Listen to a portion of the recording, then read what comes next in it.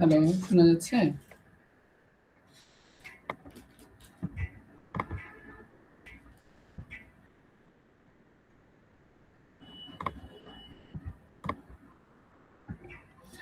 আচ্ছা দেখো, স্লাইডটা দেখতে পাচ্ছ? আচ্ছা, তো আজকে আমরা সেগমেন্ট ফাইট কভার করব। সেগমেন্ট ফাইট হচ্ছে এখানে কিছু ফান্ডামেন্টাল অফ কম্পিউটিং আর কিছু জিনিস এখানে আছে, আমরা একটু দেখি। প্রথমত হচ্ছে মাল্টিটাস্কিং। তো মাল্টিটাস্কিং বিষয়টা হচ্ছে কি? তো আমরা যদি জাস্ট মাইক্রো প্রসেসর দিয়ে যদি একটা বুঝার চেষ্টা করি, সেটা হচ্ছে দেখো, আম,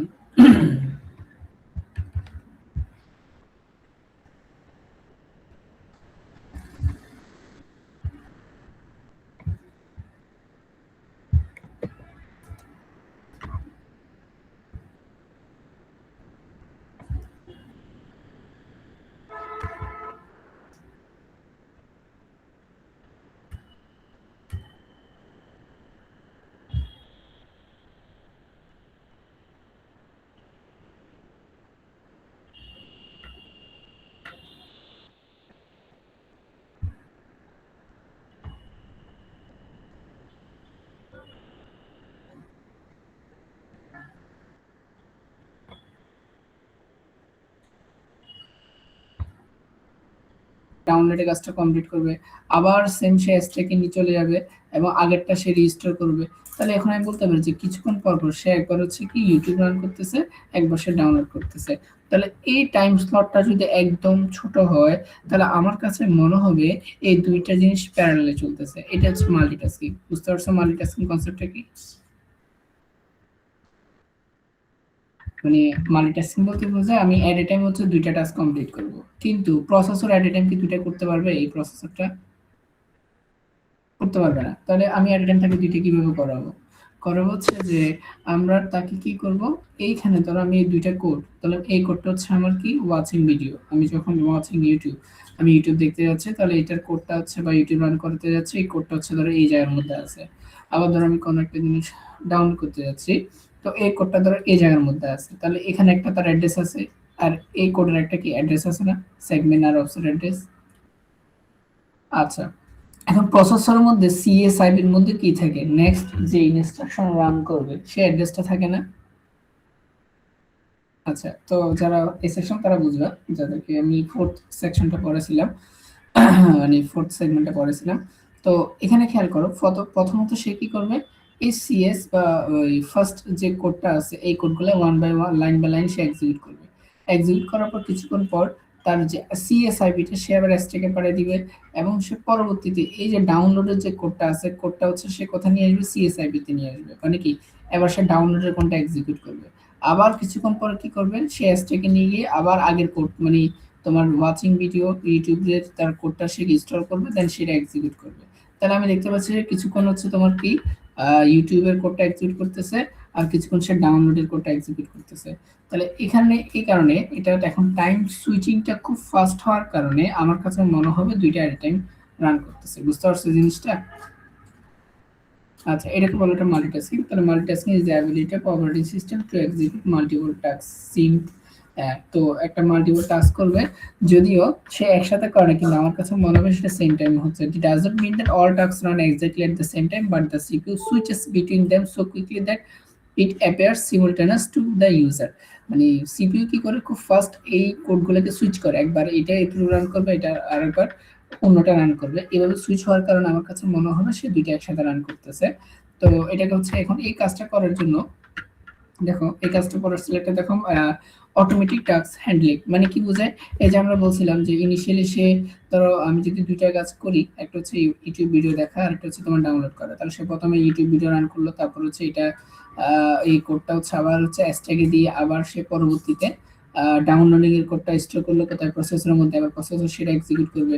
তাহলে এই যে তার অটোমেটিকলি আমার এই কোডগুলো হচ্ছে কি হচ্ছে, সুইচ হচ্ছে, একবার এটার কোড এক্সিকিউট হচ্ছে, একবার আরেকটা। তো এটাকে বলা হচ্ছে অটোমেটিক টাস্ক হ্যান্ডলিং। বুঝে গেছে? যেমন একটা এক্সাম্পল হচ্ছে কি, যে downloading A file while watching a video, updating software while browsing the internet, running antivirus scam while working on spreadsheet. তাহলে এই যে একাধিক কাজ একসাথে করা, তো এটা মূলত মাল্টিটাস্কিং এর কারণে আমরা করতে পারি। বুঝে গেছে?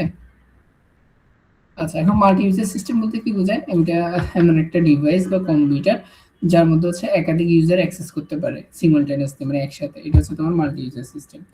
তো এখন দেখো, performance enhancer in modern CPU. এখন আমরা সিপিইউ এর পারফরম্যান্স বাড়াতে চাচ্ছি। কিরকম? একটা সিপিইউ চিন্তা করো, যে আমরা যদি রেফারেন্স হিসেবে যদি 8086 চিন্তা করি, 8086, তো একটা সিপিইউ মূলত হচ্ছে কি করে, যে এখানে তোমার কি থাকে, এখানে তোমার ইনপুট আউটপুট ডিভাইস, তাই না? আর এখানে একটা তোমার কি মেমোরি, এটা হচ্ছে মেমোরি। সে ইনপুট আউটপুট ডিভাইসের মধ্যে যে আমি যদি কোনো একটা ছবি তুলি, তাহলে ছবিটা প্রথমে প্রসেসর যাবে, প্রসেসরটা সেটা হচ্ছে মেমোরিতে যাবে। তো আমি যাই করুন না কেন, সবগুলো কার মধ্যে যাবে? প্রসেসর দিয়ে মেমোরিতে যাবে, অথবা মেমোরি থেকে প্রসেসর ইনপুট আউটপুট ডিভাইসে আসবে। এখন যেহেতু এই প্রসেসরটা সবকিছু হ্যান্ডেল করে, এখন আমি যদি ধরো, এখন খেয়াল করো, আমি কোনো এরিথমেটিক অপারেশন করতে যাচ্ছি, যেমন তুমি যদি নর্মাল যোগ বিয়োগ করো, ঠিক আছে, তাহলে তুমি 2 এর সাথে 3 যোগ করছো, সেটা কত? 5 না? এটা খুব ইজি। কিন্তু এখন তুমি যদি ধরো arithmetic অপারেশন করো, যে 2 into tan ইনভার্স কত? 5, আর 3 into 2 inverse 2 into tan inverse হচ্ছে কত? 4। এই দুটো তুমি ভাগ করতে যাচ্ছ অথবা গুণ করতে যাচ্ছ, তাহলে এই টাস্কটা কি আরো জটিল না? এই জটিল। এখন এই জটিল টাস্কটা যদি আমি মেইন প্রসেসর দিয়ে করাতে চাই, দেখা যাচ্ছে প্রসেসর এই টাস্কটা কমপ্লিট করতে অনেক বেশি টাইম লাগবে। তার মানে যতক্ষণ সে টাস্কটা কমপ্লিট করতেছে, ততক্ষণ এটাকে আমি অন্য কাজে আর ইউজ করতে পারবো না। তার মানে কি হচ্ছে? আমার প্রসেসর এফিসিয়েন্সি কমে যাচ্ছে না? হ্যাঁ। আবার ধরো তুমি গ্রাফিক্স কার্ড ইউজ করে নিই আমরা অনেক সময়। হ্যাঁ, গ্রাফিক্স কার্ড কেন ইউজ করি? তাহলে আমি যদি মেইন প্রসেসরতে যদি আমি গ্রাফিক্সের কাজ করতে যাই, তাহলে প্রসেসর যে ওভারঅল অন্য কাজগুলা সে এটাতে এত টাইম দিতে পারবে না, বা তার এফিসিয়েন্সিটা কমে যাবে। এখানে গ্রাফিক্স কার্ড হচ্ছে এটা আরেকটা প্রসেসর, সেটা শুধু গ্রাফিক্সের কাজগুলো হ্যান্ডেল করার জন্য ইউজ করা হয়। একইভাবে এই ম্যাথমেটিক্যাল বা সায়েন্টিফিক ক্যালকুলেশনগুলো করার জন্য আমি যদি মেইন প্রসেসরকে ইউজ করি, এক্ষেত্রে আমার মেইন প্রসেসর স্পিডটা কমে যাবে। এই কারণে এই যে কিছু, এই মেইন প্রসেসরের সাথে আমি একটা ডেডিকেটেড প্রসেসর আমরা ইউজ করব, যে ডেডিকেটেড সফটওয়্যার একটা স্পেসিফিক কাজের জন্য ডিজাইন করা। হয় সে ম্যাথমেটিক্যাল অপারেশনগুলো করবে, অথবা সে গ্রাফিক্সের কাজগুলো করবে। এই যে তার হেল্পিং হ্যান্ড হিসেবে যে প্রসেসরটা আছে, যেটা দিয়ে সে স্পেসিফিক কোনো টাস্ক কমপ্লিট করে ডেডিকেটেডলি, ওইটাকে বলা হচ্ছে কোপ্রসেসর। বুঝতে পারছো কোপ্রসেসর? আচ্ছা, তাহলে এখন এখানে দেখো, কোপ্রসেসর হচ্ছে কি মেইন প্রসেসরের সাথে থাকে। এই যে helper processor that works with the main CPU to handle a specific job more efficiently. Why it use? Think CPU as a team leader, it manage many tasks, but when tasks become more complex, CPU hand them off আচ্ছা কোপ্রসেসর। তো যদি কোনো একটা task যদি complete হয়, তখন CPU ওইটা নিজে না করে সে কোপ্রসেসর দিয়ে করে, তার মানে সে ফ্রি হয়ে যাবে, তার মানে সে অন্য কাজগুলো করতে পারবে। ঠিক আছে? তো মেইন পারপাস হচ্ছে টু স্পিড আপ পারফরম্যান্স, মানে এটা দেওয়ার কারণে কি হচ্ছে, আমার প্রসেসরটা আর ওই এক্সট্রা লোডটা নিতে হচ্ছে না, এটাকে আমি অন্য প্রসেসর দিয়ে করাচ্ছে, তার স্পিডটা বেড়ে যাবে। ঠিক আছে? যেমন heavy calculation, graphics, rendering, signal processing, এগুলো আমরা কোপ্রসেসর দিয়ে করাতে পারি। বুঝে গেছে জিনিসটা? হ্যাঁ, এটা একটা আলাদা প্রসেসর, কিন্তু তার তো ডেডিকেটেডলি প্রসেসর, মানে তাই সে হয়তো ম্যাথমেটিক্যাল ক্যালকুলেশন গুলো করবে। মানে মেইন প্রসেসর যেটা হচ্ছে সব ধরনের কাজ করবে, ইনপুট আউটপুটের সাথে ইন্টারাকশন করবে, মেমোরির সাথে ইন্টারাকশন করবে, সবকিছু করবে, তাই না? কিন্তু আমি যদি তাকে যদি স্পেসিফিক কোন একটা কাজের জন্য অ্যাসাইন করতে চাই, তাহলে আমরা একটা কোপ্রসেসর ইউজ করতে পারবো। এরকম অনেকগুলো কোপ্রসেসর আছে। ঠিক আছে? আচ্ছা, তো এখন দেখো ডুয়াল কোর প্রসেসর। এখন আমি আমার প্রসেসর স্পিড বাড়াতে চাচ্ছি। এখন একটা প্রসেসর একটা কোর, মানে এখানে কি থাকে, মানে একটা প্রসেসর মধ্যে dual core. Single core unit মানে হচ্ছে কি, তার মধ্যে একটা অ্যারিথমেটিক ইউনিট আছে। কোর বলতে কি বোঝায়? মানে এখন ম্যাথমেটিক্যাল অপারেশন গুলো কি অ্যারিথমেটিক ইউনিট করে না? আলু। ঠিক আছে, আলুটা হচ্ছে মেন জিনিস। তো সে মূলত অ্যারিথমেটিক অপারেশন করবে, আর যোগ বিয়োগ গুলো করবে। আচ্ছা, তো ডুয়াল কোর মানে কি? এখানের মধ্যে কয়টা আলো এল আছে? দুইটা আছে। তাহলে এখন দেখো, এই দুইটা প্রসেসর এট এ টাইম হচ্ছে কি দুইটা কাজ করতে পারবে না? আচ্ছা, তো আমরা আগে যেটা মাল্টিটাস্কিং করতেছি, যে একটা প্রসেসর দুই তিনটা কাজ করতেছে, এখন আমরা ডুয়াল কোর দেওয়া মানে কি, আমি দুইটা প্যারালাল টাস্ক কমপ্লিট করতে পারবো, দুইটা প্রসেসরকে আমি আলাদা আলাদা ভাবে কি করতে পারবো, ইউজ করতে পারবো। বুঝতে পারছো? আচ্ছা, তাহলে ডুয়াল কোর প্রসেসর আমার স্পিড বাড়বে না কমবে? বাড়বে। তাহলে আমাদের অনেক সময় প্রসেসরগুলো যে হচ্ছে ডুয়াল কোর আছে, আবার হচ্ছে 4টা কোর আছে বা 8টা কোর এরকম থাকে। ঠিক আছে? মানে 4টা কোর পর্যন্ত 4টা 4 বা 8 এরকম কোর থাকে, মানে কি সে এট টাইম এতগুলা প্যারালালি সে প্রসেসিং ইউনিট থাকে বা তার স্পিডটা আমরা এভাবে বাড়াইতে পারি। ক্লিয়ার এতটুকু? আচ্ছা, আচ্ছা এখন ক্যাশ মেমোরি। ক্যাশ মেমোরি মানে কি?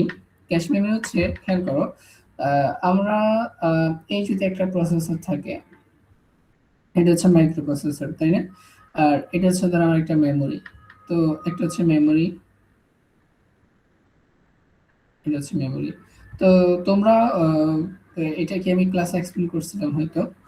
দেখো, তোমরা যখন আহ, যে কোনো কিছু, ধরো মোবাইলে তোমার অনেকগুলো অ্যাপ আছে, ইউটিউব হতে পারে, তারপরে হচ্ছে তোমার ফেসবুক হতে পারে। এখন তুমি এট এ টাইম 2টি বা 3টে ইউজ করতে যাচ্ছ। এখন খেয়াল করো, তুমি যখন ইউজ করতেছো অনেকগুলো ট্যাব অন করা, যেমন ফেসবুকে ট্যাব অন করা, তারপর হচ্ছে ইউটিউবে ট্যাব অন করা, তারপর হচ্ছে আর কিছু মানে গুগল ক্রোম ট্যাব অন করা।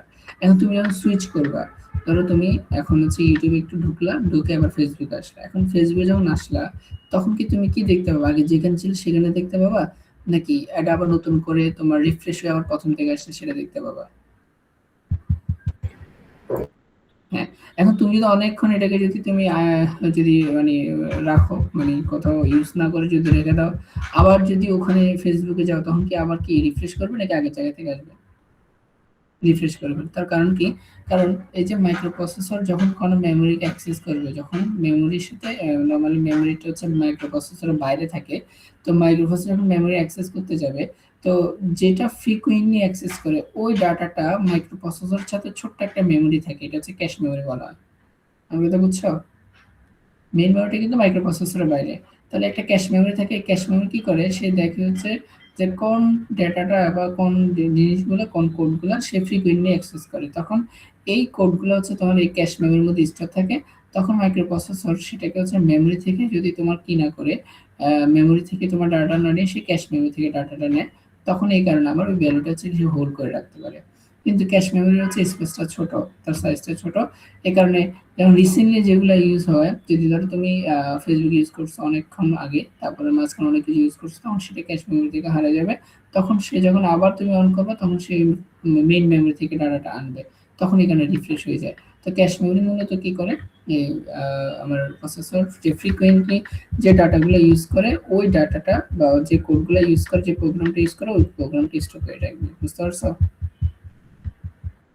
আচ্ছা, তো নরমালি ক্যাশ, আচ্ছা দেখো, ক্যাশ মেমোরি যে স্মল, দেখো এটা কিন্তু খুবই স্মল, কিন্তু হাই স্পিড মেমোরি, মানে হাই স্পিড মানে ইজিলি খুব দ্রুত ডাটা ট্রান্সফার করতে পারে, কিন্তু র্যাম নরমালি এত স্পিড না।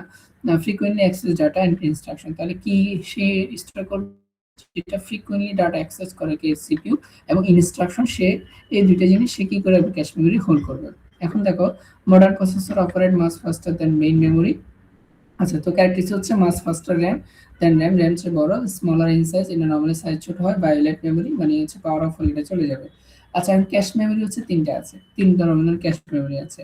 একটা হচ্ছে সিপিইউর সাথে আছে, যে নরমালি আমরা যখন হচ্ছে ডুয়াল কোর যদি প্রসেসর হয়, তাহলে তার আচ্ছা যদি ডুয়াল কোর প্রসেসর হয়, তার প্রসেসিং ইউনিট কয়টা বলো তো? দুইটা। আচ্ছা, তো ডুয়াল কোর প্রসেসর হলে তার প্রসেসর মানে একটা সিপিইউ, এটা একটা সিপিইউ, তাহলে এখানে আমার দুটো প্রসেসর। তাহলে এটা দুটোর মধ্যে, তাহলে প্রতিটা প্রসেসরের জন্য একটা ক্যাশ মেমোরি থাকবে। এটা ক্যাশ মেমোরি, এটা হচ্ছে লেভেল 1 ক্যাশ মেমোরি। এরপর আরেকটু বড় সাইজের একটা ক্যাশ মেমোরি থাকবে, এটা হচ্ছে লেভেল 2 ক্যাশ মেমোরি। প্রতিটার জন্য প্রসেসরের জন্য ক্যাশ মেমোরি থাকে। এবং এই একটা আমার সিপিইউর মধ্যে যত, মানে একটা হচ্ছে প্রসেসরের মধ্যে যতগুলো তোমার হচ্ছে কি থেকে প্রসেসিং ইউনিট থাকে, সবগুলোর জন্য একটা কমন ক্যাশ থাকবে, সেটা হচ্ছে লেভেল 3 হচ্ছে ক্যাশ। বুঝতে পারছো? এখানে যদি ২টা আছে বা ৪টা হতো, তাহলে ৪টার জন্য একটা কমন, সেটা হচ্ছে লেভেল 3। তাহলে এগুলো একটাতে একটা সাথে আস্তে আস্তে আস্তে বাড়তে থাকে। তো এখন থেকে এখানে বলা আছে যে আমরা লেভেল 3 তে একটু দেখি, shared among the core in multi core processor, মানে মাল্টি কোর যদি একাধিক কোর থাকে, লেভেল 3 টা সবাই কি করে শেয়ার করে। এবং এটা নরমালি যেহেতু সবাই শেয়ার করে, এবং এটার সাইজটা নরমালি বড়, 2 মেগাবাইট থেকে 32 কিলোবাইট প্লাস। বুঝতে পারছো? ওকে, এখন দেখো পাইপলাইনিং। পাইপলাইনিংটা আমি তোমাদেরকে মিডের আগে পড়াইছিলাম, যখন মাইক্রো প্রসেসর পড়াইছিলাম। কি আমাকে বলতে পারবো যে মাইক্রো প্রসেসরের মধ্যে কেন দুইটা ইউনিট থাকে? একটা হচ্ছে বাস ইন্টারফেস ইউনিট, একটা হচ্ছে এক্সিকিউশন ইউনিট। মানে আমরা বলছিলাম যে হ্যাঁ, তারপরে হ্যাঁ, ভেরি গুড। তার মানে তার পাইপলাইন হচ্ছে কি, তার কোডটাকে না, মাইক্রোপ্রসেসর নরমালি কি করে, মাইক্রোপ্রসেসর হচ্ছে ইনিশিয়ালি এটা যদি মাইক্রোপ্রসেসর হয়, এটা যদি একটা যদি মেমোরি হয়, ঠিক আছে, তো মেমোরি সে প্রথম হচ্ছে এই কোডটাকে সে কোথায় নিয়ে আসবে, এই কোডটাকে সে প্রসেসর নিয়ে আসবে। এই কাজটা আমরা কি বলি, ফেচ বলি না, ফেচিং।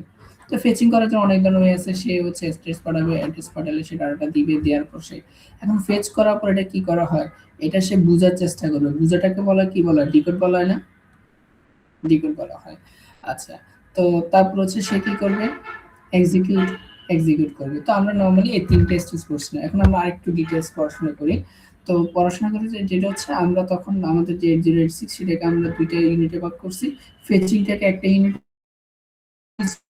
আর ডিকোড এক্সিকিউটকে আমরা আরেকটা ইউনিটে দিছি। এই জন্য আমার এখানে তোমার কয়টা, দুইটা, ঠিক আছে।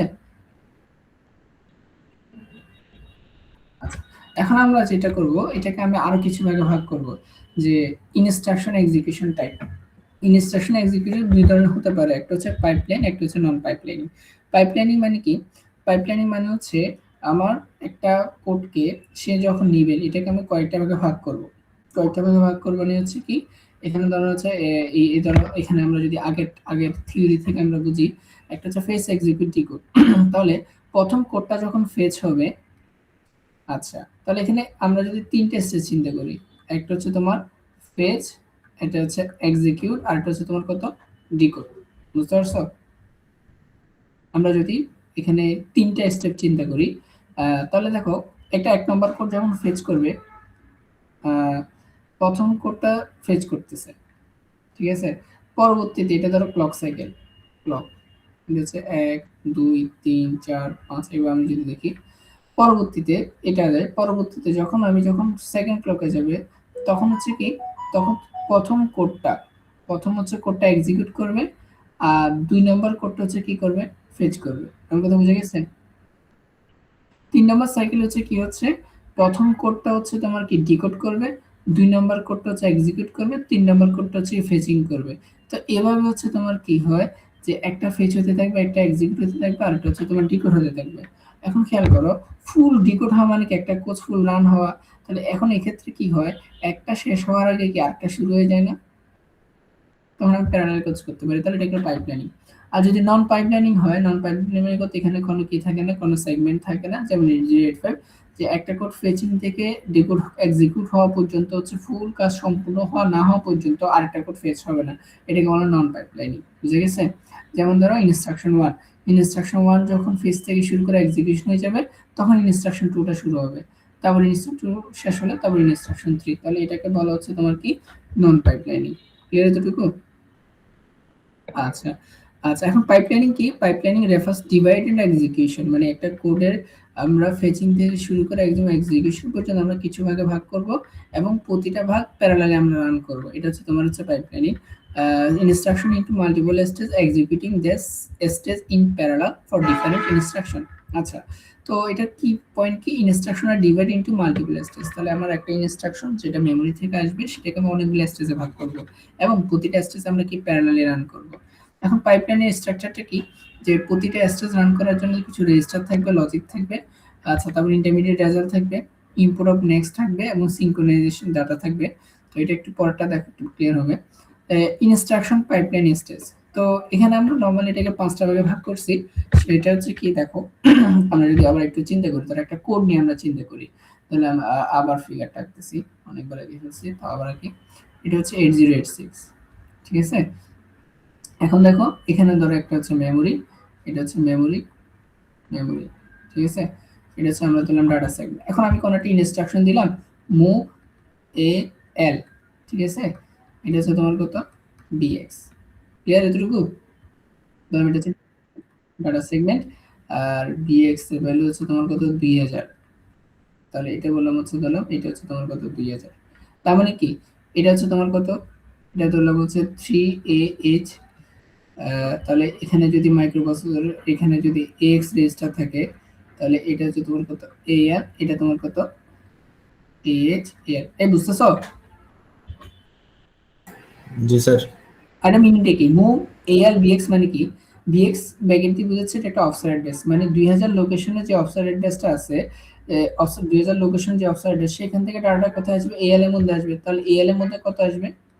3A, তাই না? আচ্ছা, এখন এই পুরো ইনস্ট্রাকশনটাকে আমরা একটু যদি ডিভাইড করি, আর তাহলে এটা ডাটা সেগমেন্ট গেল, এটার উপর হচ্ছে কি থাকবে? কোড সেগমেন্ট ধরলাম, তাই না? কোড সেগমেন্ট, এই কোড সেগমেন্টের মধ্যে এই কোডটা আছে, এই কোড সেগমেন্টে এই কোডটা আছে। তাহলে মাইক্রোপ্রসেসর প্রথমে কি করবে? এই কোডটাকে প্রথমে মাইক্রোপ্রসেসর হচ্ছে কোথায় নিবে? ফেচ করবে, তাই না?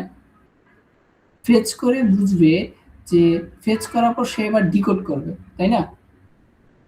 এখন ডিকোড করার পর সে বুঝতেছে যে এখানে মূলত আমার এই BX থেকে ডাটা আমি AL আনতেছে, তাই না? এখন সে এক্সিকিউট করবে। এখন এক্সিকিউট করার জন্য তাকে কি করতে হবে? তাকে আবার মেমোরিতে গিয়ে এই ডাটাটা আনতে হবে না? আমার কথা বুঝছো? আচ্ছা, আমি আবার বলি। ধরো এই যে কোডটা আমরা যখন হচ্ছে ল্যাবগুলো করছি, তো কোডগুলো আমরা নরমাল হেক্সাতে দিছি, এগুলো কোড সেগমেন্টে থাকে। এই কোডটা ধরো এখানের মধ্যে আছে, যে move AX ABX AL BX, এই কোডটা এখানে আছে। এখন মাইক্রোপ্রসেসর প্রথমে কোডটা নিবে, নেওয়ার পর সে দেখে দিবে, তারপর হচ্ছে ডিকোড করবে। ডিকোড করে সে বুঝবে যে এখানে BX থেকে PX লোকেশনে যে ডাটা আছে সেটা AL এর মধ্যে আসবে।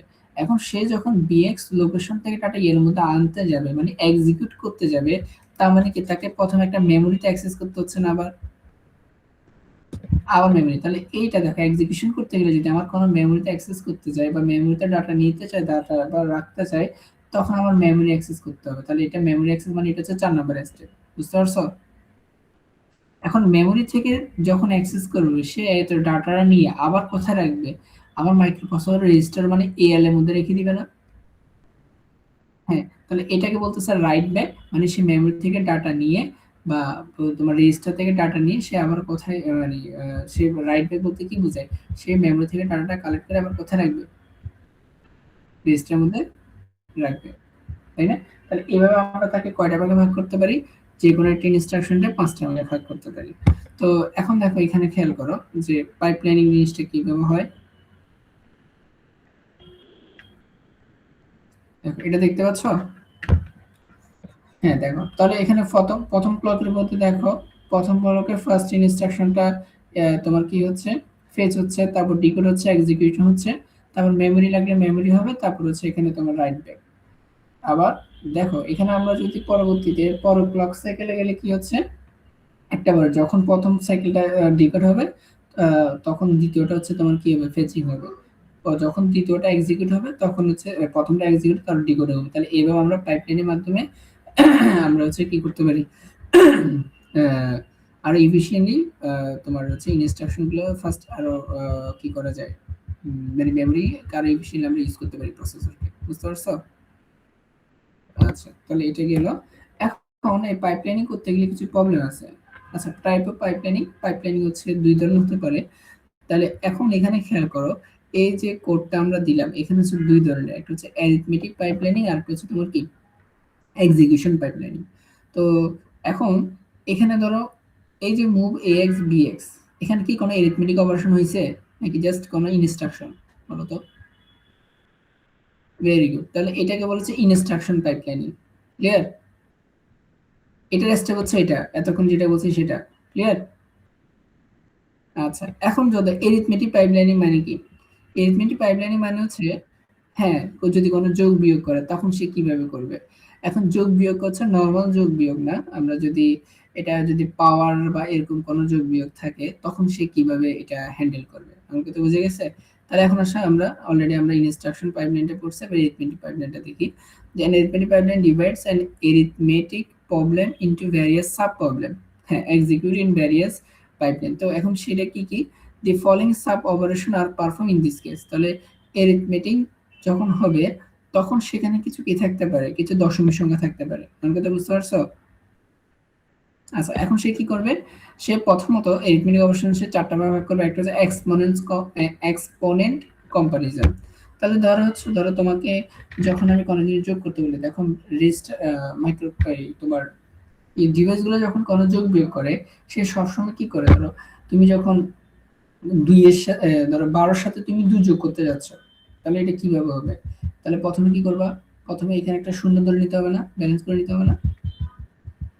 অঙ্কটা বুঝছো? আচ্ছা, তো তারপরে হচ্ছে তোমার কি এখানে যদি মনে করো যে 2 × 10 টু দি পাওয়ার হচ্ছে কত 3, তার সাথে তুমি যোগ করতে যাচ্ছ, বুঝতে পারছো? তাহলে এটা হচ্ছে তোমার কত 2000। তাহলে আমাকে যদি যোগ করতে চাইলে প্রথম আমাকে তাদের মধ্যে কি করতে হবে? অ্যালাইনমেন্টটা ঠিক রাখতে হবে, বুঝে গেছে? আচ্ছা, তো এই অ্যালাইনমেন্টটাকে বলা হচ্ছে মন্টিস অ্যালাইনমেন্ট। মন্টিস অ্যালাইনমেন্ট মানে কি? Significant digit of floating point number. যেমন যদি বলে 1.23 হচ্ছে কত 02, এবং তোমাকে দেওয়া হচ্ছে 1.5, তাহলে এই দুইটা তোমাকে যোগ বিয়োগ বা গুণ করতে বলছে। তাহলে প্রথমে তোমাকে কি করতে হবে?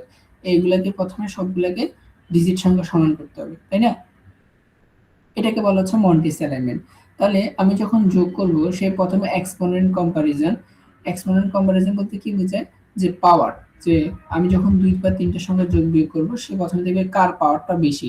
সে পাওয়ারটা সে আমি আগে হোক পরে হোক ইনপুট দিই না কেন, সে যে পাওয়ারটা বেশি সেটাকে আগে রাখবে। বুঝতে পারছো? আচ্ছা, তারপর মন্টিস অ্যালাইনমেন্ট বলতে কি বোঝায়? তারপর সে কি করবে? ওই যে ফ্লোটিং পয়েন্ট দশমিকের পরের সংখ্যাগুলো যদি তোমার কি না হয়, যদি ইকুয়াল না হয়, তাহলে সে শূন্য দিয়ে সে ইকুয়াল করবে। তারপর সে এডিশন সাবট্রাকশন করবে। এডিশন সাবট্রাকশনের পরে যদি আবার তোমার কোনো কি হয়, যে দশমিকের সংখ্যাগুলো যদি এলিমেন্ট ঠিক না থাকে, তখন সে আবার এলিমেন্ট ঠিক করে এটা নরমালাইজেশন করবে। আমার কথা বুঝে গেছে? তাহলে এখন খেয়াল করো, এখানে দেখো বলা হচ্ছে এটা সাবট্রাক্ট না, এটা হচ্ছে add. Add two number X and Y. X হচ্ছে 0.3214 10 to the 3, ওয়াই হচ্ছে এটা। তো ফার্স্ট কি করে? First of all two exponent are compare. প্রথমে এই দুইটা এক্সপোনেন্ট কম্পেয়ার করে দেখবে যে এটার মধ্যে পাওয়ার 3, এটার মধ্যে হচ্ছে পাওয়ার 2, and the last of two exponent is chosen as the result exponent. তো এখন সে প্রথমত লার্জ কোনটা পাবে? এক্স পাবে নাকি ওয়াই পাবে? না না, লার্জ লার্জ লার্জ না, এক্স পাবে। তাহলে সে প্রথমে এক্স এর ভ্যালু বসাবে। তারপর কি করবে? The different of the exponent has then decide how many times we must shift the smaller exponent to the right. তাহলে এখন কি করতে হবে? এখন সে হচ্ছে ওই তোমার কি করবে? অ্যালাইনমেন্ট ঠিক করবে, যে পাওয়ার অনুসারে সে কি করবে? অ্যালাইনমেন্টটা ঠিক করবে, তাই না? বুঝে নাই? ধর এটা হচ্ছে 10 টু দি পাওয়ার 3, আর এটা হচ্ছে 10 to the power 2। 10 to the 3 মানে কত? 1000 না? তাহলে এখানে আরেকটা হচ্ছে এটা কত? 100। তাহলে এলিমেন্ট ঠিক রাখার জন্য আমার 100টাকে কি এক ঘর করে আমি পিছিয়ে দিচ্ছি না? এখানে আগে একটা শূন্য অ্যাড করে দিছি। এখন আমি যদি 1000 দিই আর এখানে যদি 100 দিই, তাহলে কি হবে? এই কাজটা হচ্ছে মন্টিস অ্যালাইনমেন্ট, বুঝে গেছে? সে এক ঘর সরাই দিবে। আচ্ছা, তারপর শিফট করার পর হচ্ছে শিফটিং দ্য এক্সপোনেন্ট। তাহলে সে এক্সপোনেন্টটাকে শিফট করবে, তারপর এডিশন সাবট্রাকশন যোগ বিয়োগ করবে। দেন লাস্টে হচ্ছে কি, যদি যোগ বিয়োগ করার পর অনেক সময় চলে আসে, যদি যোগ বিয়োগ করার পর যদি সে তার শেপটা বা যদি তার ডিজিটটা যদি ইকুয়াল না হয়, তখন সেটাকে আবার নরমালাইজ করতে হয়। তো নরমালি সাবট্রাকশন করার পরে হয়ে যায়, তার লাগে না। বুঝে গেছে? ওকে, তো এখানে দেখো ইনস্ট্রাকশন প্রবলেম অলরেডি ডিসকাস করা হয়েছে। এখন পাইপলাইন হ্যাজার্ড। হ্যাজার্ড বলতে কি বোঝায়? তো নরমালি একটা পাইপলাইনে কি হয়, যে আমরা একাধিক ইনস্ট্রাকশন প্যারালালি চলে। তো এখন এক্ষেত্রে কিছু প্রবলেম হয়ে যায়। সেটা হচ্ছে কি, যে তিন ধরনের আমরা হ্যাজার্ড দেখতে পাই। একটা হচ্ছে তোমার কি, হ্যাজার্ড বলতে কি বোঝায়? Pipeline hazard are condition that cause the pipeline to stall or produce incorrect result দিবে। তো এখন কি হয়? ধরো ডাটা হ্যাজার্ড, একটা হচ্ছে তোমার কন্ট্রোল হ্যাজার্ড, একটা স্ট্রাকচারাল হ্যাজার্ড। ডাটা হ্যাজার্ড বলতে কি বোঝায়? যেহেতু আমার এখানে এই যে পাইপলাইনিং এর ক্ষেত্রে যদি আমার ধরো 5টা স্টেজ থাকে, তাহলে এট টাইম কয়টা আমার কোড এক্সিকিউট হবে? কয়টা লাইন এক্সিকিউট হবে? 5টা, তাই না? এখন আমি যদি 3 নম্বরের রেজাল্টটা আমি 5 নম্বর ইউজ করতে যাচ্ছি, এখন আসলে আমি যখন 5 নম্বর কোডটা এক্সিকিউট হবে, তখন কি 3 নম্বরে কি আউটপুট আমি পাবো তখন? মানে তখন কি আউটপুট হচ্ছে আসবে? আসবে না তো। যেহেতু সে পাইপলাইনের মধ্যে আছে, তাহলে এই ক্ষেত্রে একটা প্রবলেম হয়ে যায়, যে আমার যদি আগে কিছু কি থাকে, ডিপেন্ডেন্ট ডাটা থাকে, যেটা আমি পরে করে অ্যাড করতে পারবো, তাহলে পাইপলাইনিং হলে আমার এই ক্ষেত্রে আমার সে একটা রং আনসার দিতে পারে। বুঝতে পারছো? আর এটা হচ্ছে ডাটা হ্যাজার্ড। আর এটা হচ্ছে কন্ট্রোল হ্যাজার্ড। কন্ট্রোল হ্যাজার্ড কি বলতে কি বোঝায়? কন্ট্রোল অনেক সময় দেখা যাচ্ছে তোমার কি থাকে, যদি ব্রাঞ্চ ইউজ করি, কি ইউজ করি? ব্রাঞ্চ, তো ব্রাঞ্চ ইউজ করলে এখানে কন্ট্রোল হ্যাজার্ড দেখা দেয়। তারপর স্ট্রাকচারাল হ্যাজার্ড হচ্ছে তোমার কি রিসোর্স কমপ্লিট। তো এখন ধরো যদি দুইটা কোড যদি এট এ টাইম আমার নর্মালি একটা লোকেশন বা একটা হার্ডওয়্যার সে কি করতে পারে না, অ্যাক্সেস করতে পারে না। এখন আমি যদি যে দুইটা করে এখন হচ্ছে এক্সিকিউট হচ্ছে দুইটা সেম তোমার কি আমার হার্ডওয়্যার কি করতে যাচ্ছে, অ্যাক্সেস করতে যাচ্ছে, তখন কিন্তু এটা যে প্রবলেমটা সেটা হচ্ছে স্ট্রাকচারাল হ্যাজার্ড। বুঝে জিনিসটা? আচ্ছা, তো অ্যাডভান্টেজ আর ডিসঅ্যাডভান্টেজ দেখবা। লাস্ট তিনটা স্লাইড দেখো। স্পেশালাইজ মাইক্রোপ্রসেসর, এটা হচ্ছে embedded microprocessor, bit slice microprocessor, arithmetic microprocessor. তো এমবেডেড মাইক্রোপ্রসেসর মানে কি? তো তোমরা তো এমবেডেড সিস্টেম পড়েছিলে, মনে আছে? আচ্ছা, তো তিনটের মধ্যে পার্থক্য কি বলতে পারবা? আমি ক্লাসে বলছিলাম এমবেডেড মাইক্রো কন্ট্রোলার আর হচ্ছে মাইক্রোপ্রসেসর। মাইক্রোপ্রসেসর কে বলতে পারবা? আর হচ্ছে হ্যাঁ,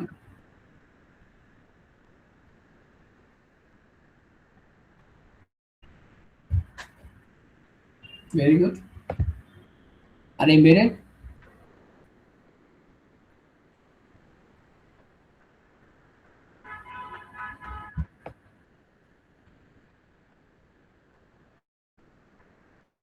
আচ্ছা দেখো, তো ঠিক আছে, মাইক্রোপ্রসেসর হচ্ছে তোমার কি থাকবে, একটা প্রসেসিং ইউনিট থাকবে আর একটা হচ্ছে মেমরি থাকবে, ঠিক আছে? আর মাইক্রো কন্ট্রোলার হচ্ছে তোমার একটা ডিভাইসের মধ্যে কম্প্যাক্ট আকারে মেমরি ও প্রসেসিং ইউনিট ইনপুট ডিভাইসগুলো থাকবে। বুঝে গেছে? মানে আর এমবেডেড মানে কি, এখানের মধ্যে তোমার কি থাকবে, একটা প্রসেসর থাকবে, একটা মেমরি থাকবে, প্লাস এখানে ইনপুট আউটপুট কালেক্ট করার জন্য যে সেন্সরগুলো আছে সেন্সর সহ থাকবে। আমার কথা বুঝছো? যেমন ওয়াশিং মেশিনের জন্য আমার কি থাকে, একটা মোটর থাকবে, তাই না? একটা হচ্ছে তোমার ডিসপ্লে প্যানেল থাকবে, আর একটা কি থাকবে, আর কি থাকতে পারে ওয়াশিং মেশিনের মধ্যে, টাইমার থাকবে। এই সবগুলা মিলে ইনপুট আউটপুট এই ডিভাইস সবগুলা মিলে আমাকে বলা হচ্ছে এমবেডেড সিস্টেম। ক্লিয়ার এতটুকু? আচ্ছা, তাহলে আমি এমবেডেড সিস্টেম কি পুরো ওয়াশিং মেশিনে, কিন্তু ওয়াশিং মেশিনের এই জিনিসগুলো হচ্ছে এমবেডেড সিস্টেম। এমবেডেড সিস্টেম হচ্ছে ওয়াশিং মেশিন ফুলটা হচ্ছে স্ট্রাকচার একটা পার্ট। বুঝতে পারছো?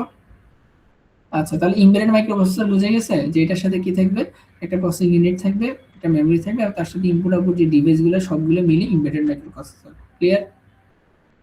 আচ্ছা, এখন বিট স্লাইস মাইক্রোপ্রসেসর মানে কি, তোমরা একটু স্লাইস করবা।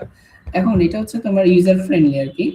তো ধরো আমরা জানি কোন একটা প্রসেসর কয় বিট, সেটা দিয়ে মিন করে হচ্ছে কোন একটা প্রসেসর মানে আমরা যদি বলি 8 বিট প্রসেসর মানে কি, সে এট টাইম কয় বিট নিয়ে কাজ করতে পারে, 8 বিট নিয়ে কাজ করতে পারে, তাই না? আচ্ছা, যদি কোন প্রসেসর যদি 16 বিট হয় তার মানে এট টাইম কয় বিট কাজ করতে পারে, 16 বিট। আচ্ছা, এখন তুমি চাচ্ছ এটা একটু তোমার নিজের ইচ্ছা মতো তুমি বিট সংখ্যা বাড়াতে যাচ্ছ। এক্ষেত্রে তোমাকে হেল্প করবে হচ্ছে বিট স্লাইস মাইক্রো প্রসেসর। তো এক্ষেত্রে আমরা হচ্ছে প্রতিটা এরিথমেটিক ইউনিটকে আমরা 4 বিট 4 বিট করে ভাগ করতে পারি। বুঝে গেছে? এখন তুমি যদি তার বিট সংখ্যা বাড়াতে চাও তাহলে তুমি কি করবা, আরেকটা এএলইউ অ্যাড করবা। এইভাবে আমরা অ্যারে এএলইউ এর অ্যারে ইউজ করে আমরা কি করতে বের করতে পারি, সিরিজ অ্যারে ইউজ করে আমি বিট সংখ্যা বাড়াতে পারি। বুঝতে পারছো? হ্যাঁ, আচ্ছা। তো লাস্ট হচ্ছে তোমার অ্যারিথমেটিক মাইক্রোপ্রসেসর। এটা অলরেডি আমি ডিসকাস করছি, এটা ওয়ান কাইন্ড অফ কো-প্রসেসর। তো অ্যারিথমেটিক মাইক্রোপ্রসেসর কেন দরকার? কারণ অ্যারিথমেটিক অপারেশন মানে হচ্ছে আমরা যদি নরমাল অ্যারিথমেটিক অপারেশন হতো যেমন 2 এর সাথে 3 তাহলে কোনো সমস্যা নেই। কিন্তু এটা যদি দশমিক সংখ্যা হয় তাহলে দশমিক সংখ্যার যোগবিয়োগগুলো অনেক জটিল, তাই না? মানে প্রসেসরের পার্সপেক্টিভ থেকে চিন্তা করলে তখন তাকে কি করতে হয়? তখন তার জন্য হচ্ছে আমার কি করতে হয়, যে দশমিকের জন্য আলাদা ডেডিকেটেড আমাকে একটা কি লাগতো, প্রসেসর লাগতে হয়। তাহলে ওই মাইক্রোপ্রসেসরের মধ্যে নরমালি দুটি ইউনিট থাকে, একটা হচ্ছে অ্যারিথমেটিক লজিক ইউনিট যেটা সাধারণ যোগ বিয়োগ করবে, আর একটা হচ্ছে ফ্লোটিং পয়েন্ট ইউনিট যেটা দশমিক সংখ্যা নিয়ে কাজ করবে। আমার কথা বুঝে গেছে? যেমন তুমি যদি দশমিক হচ্ছে কত কত 0.25 এর সাথে যদি 0.32 যদি গুণ করো তাহলে এগুলো একটু জটিল। তাহলে এটা যদি আমি মেইন প্রসেসর দিয়ে করাতে চাই তাহলে দেখা যাচ্ছে মেইন প্রসেসর এফিসিয়েন্সি কমে যাবে, এটা করতে করতে সে অনেক টাইম খেয়ে ফেলবে। এই জন্য আমরা এটাকে আরেকটা আলাদা অ্যারিথমেটিক প্রসেসর বা আমরা কো প্রসেসর দিই, এটাকে মনে করি এটা হচ্ছে নরমালি প্রসেসরের সাথে হেল্পিং হ্যান্ড হিসেবে থাকে, এটা কো প্রসেসর হিসেবে আমরা ইউজ করতে পারি অ্যারিথমেটিক প্রসেসরটা। তো ওইটার মধ্যে আবার দুইটা ইউনিট থাকে, একটা হচ্ছে তোমার কি স্বাভাবিক যোগ বিয়োগের জন্য, আর একটা হচ্ছে ফ্লোটিং পয়েন্ট মানে আমার হচ্ছে দশমিক সংখ্যাগুলো নিয়ে কাজ করার জন্য। বুঝতে পারছো? তো এটা মূলত কাজ কি, ওই যে আমার প্রসেসরটাকে কি করা, ফ্রি করে দিয়ে তার আলটিমেটলি তার এফিসিয়েন্সিটা বাড়ায় দেওয়া। ক্লিয়ার? আচ্ছা, এইটা হচ্ছে তোমাদের সেগমেন্ট 5। এটা আচ্ছা আমি দিয়ে দিব। আচ্ছা, এটা নিয়ে আর কারো কোনো প্রশ্ন আছে?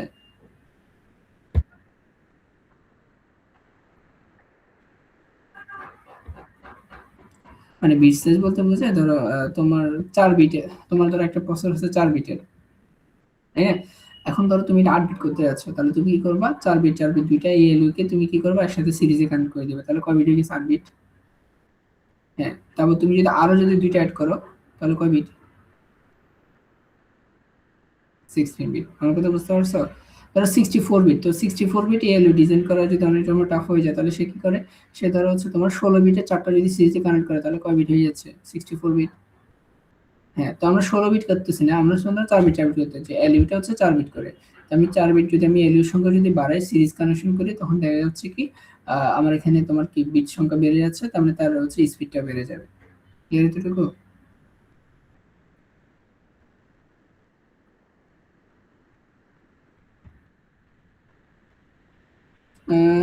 স্মলার মানে wait, আচ্ছা এখন ধরো এটা আমি ওইভাবে না দিয়ে, যেহেতু এই মুহূর্তে আমার আইডিয়াটা নাই, আমি তোমাকে অন্যভাবে আনসারটা দিই। অন্যভাবে আনসারটা বলতে বোঝায় যেন আমার যে মেমোরিটা আছে, ধরো তোমার মেমোরি যেটা আছে 32 জিবি, বা তোমার যদি 64 জিবি, 256 জিবি, এটা কি কম্প্যাক্ট আকারে আছে নাকি এটা অনেকগুলা মেমোরি, ছোট ছোট মেমোরি মিলে ওই মেমোরিটা? আমাকে তো বুঝছো? বুঝে নাই? ধরো হ্যাঁ, ছোট, ছোট ইউনিট আছে। তো অনেকগুলো ছোট, ছোট মেমোরি মিলে বড় মেমোরি। তার মানে কি? তার ম্যানুফ্যাকচারার যারা আছে, ধরলাম কোন একটা কোম্পানিতে যারা মেমোরি বানায়, তাদের এখানে ডিমান্ড বেশি হচ্ছে তোমার কত? ধরো 60 জিবি ডিমান্ড অনেক বেশি। তাহলে তারা 60 জিবি জিবি অনেক বেশি করে বানাবে, তাই না? এখন তুমি যে অর্ডার দিতে যাচ্ছ 32 জিবি। এখন তুমি যদি আলাদাভাবে 32 জিবি দিবা, তখন দেখা যাচ্ছে তোমার কি হয়, এই 32 জিবি ওদের আলাদা বানাতে হলে তার কস্টিংটা অনেক বেড়ে যাবে না? তোমার জন্য কি যেটা এভেইলেবল সেটা হচ্ছে ২ টা কি করে দেওয়া, ২ টা সিরিজ বা মার্জ করে দেওয়া। মার্জ করে দিলে তোমার কি হচ্ছে, সে তোমার জন্য আর এক্সট্রা ভাবে ৩২ বানাতে হচ্ছে না। তুমি জাস্ট ১৬ জিবি ২ টা সিরিজ এড করে দিচ্ছ। তাহলে কোনটা এফিশিয়েন্ট? তো এটা এভাবে যদি চিন্তা করো যে এটা, আর আরেকটা ভাবে চলতে, এটা ইউজার ফ্রেন্ডলি আরকি। মানে তুমি নিজের ইচ্ছা মতো বিট সংখ্যা বাড়াতে পারবা বা হচ্ছে কমাতে পারবা। মানে প্রসেসরের কয়টা বিট নিয়ে কাজ করতে পারে তুমি সেটা কন্ট্রোল করতে, মানে তুমি নিজের ইচ্ছা মতো চেঞ্জ করতে পারবা। বুঝে গেছে? আচ্ছা। আচ্ছা মানে তুমি নিজের ইচ্ছা মতো তার লেংথ বা ওয়াটটা বাড়াইতে পারতেছো। এটা তোমার ফ্রিডম থাকবে। আচ্ছা। তো আর কিছু? আর কোন প্রশ্ন আছে?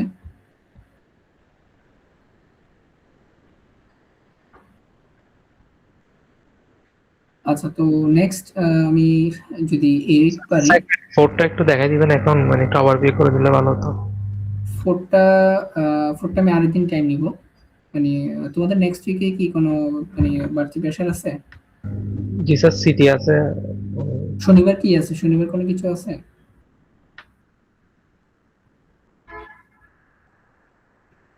এই সেকশনে কেউ আছো? জি স্যার। জি স্যার আছে। শনিবার কি তোমাদের কোনো কিছু আছে? জি স্যার, সিটি আছে। কয়টা থেকে? স্যার সকালের 2 পিরিয়ড স্যার। 2 পিরিয়ড ছুটি? কি বলো? 10 মার্ক ছুটি 2 ঘন্টা? কেমনে সম্ভব? স্যার উনি মানে হচ্ছে আর্কিটেকচার, তো অনেকদিন আমরা আচ্ছা। ক্লাস মিস দিই না, ওই কারণে। আচ্ছা, এখন আমি শুক্রবার নিতে যাচ্ছি এই টাইমে, তোমরা কি পারবা এই সেকশন? জি স্যার। তোমাদের তো অলরেডি ক্লাসে পড়েছি, তোমরা তো এই প্রজাতির প্রাণী, তোমরা ক্লাস করো স্যার নাই। কোনটা সেগমেন্ট 4? হ্যাঁ, সেগমেন্ট 4। স্যার ওটা তো ক্লাসে করাইছেন, সিটিও নিছেন। হ্যাঁ, এটা হচ্ছে আমি বি সেকশন বলো বা যারা মিস করছে তাদের জন্য আবার নিচ্ছি। ঠিক আছে? তো শুক্রবার চাইলে অ্যাটেন্ড করবা, যদি না চাও দরকার নেই। ঠিক আছে?